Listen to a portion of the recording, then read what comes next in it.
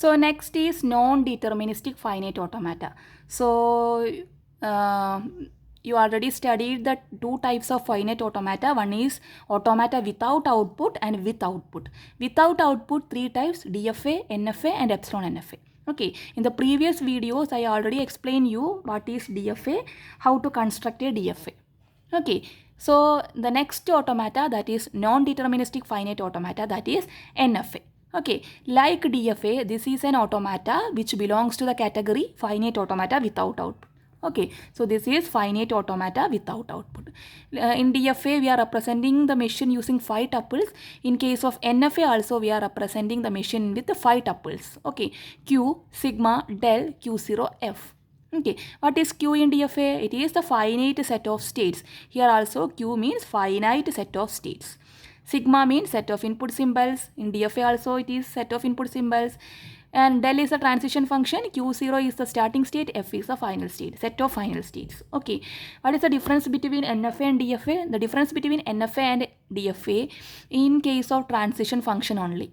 In case of DFA, what is the transition function? Q cross sigma gives Q. But in case of NFA, it is Q cross sigma equal to 2 raised to Q.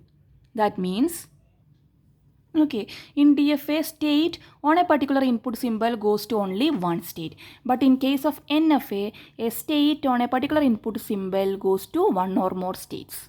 Okay, so in DFA, I already told you, suppose this is our starting state, okay, Q0, and this is next state Q1, and this is the next state Q2. This final state. I am showing the transition of A. Q0 while seeing A goes to Q1. Q1 while see B goes to Q2. Okay. Here I told you, you need to show the transition on both input symbols. I am just drawing an example only. Okay, nothing to worry.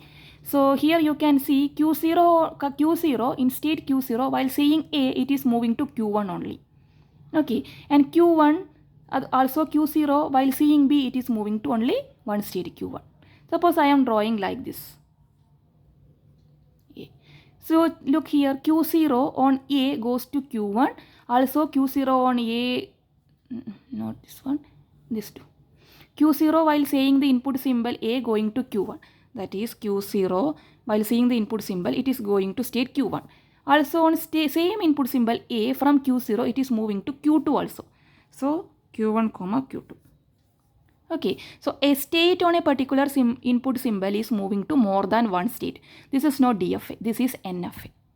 Okay, so this is not a DFA, this is NFA. That is state on a particular input symbol A, it is moving to more than one state. So that is NFA. That's why I put 2 power Q.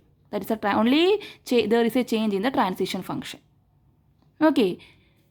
So in DFA, state on an input symbol goes to only one state. In NFA, state on a particular input symbol goes to more than one or more states. Okay, so this is the difference between NFA and DFA, and in case of DFA, there will be dead state. In case of NFA, there is no dead states. There is no dead state in case of NFA, and there may be epsilon moves in case of NFA, but there is no epsilon moves in case of DFA.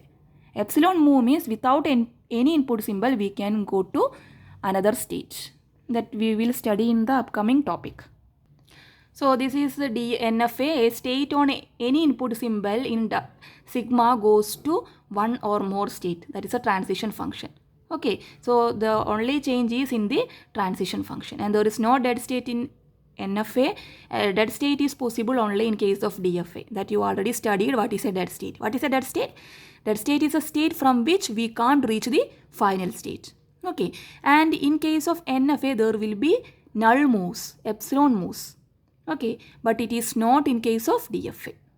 Okay, then how can you say a string is accepted in DFA? A string is accepted when it reaches the final state. So similarly in case of NFA also, like DFA, every string in a particular language should reach the final state from the starting state. Then only we can say that that particular string is accepted by the automata. Okay, if all the strings in the language is accepted by the automata, then we can say that particular language is accepted by the automata.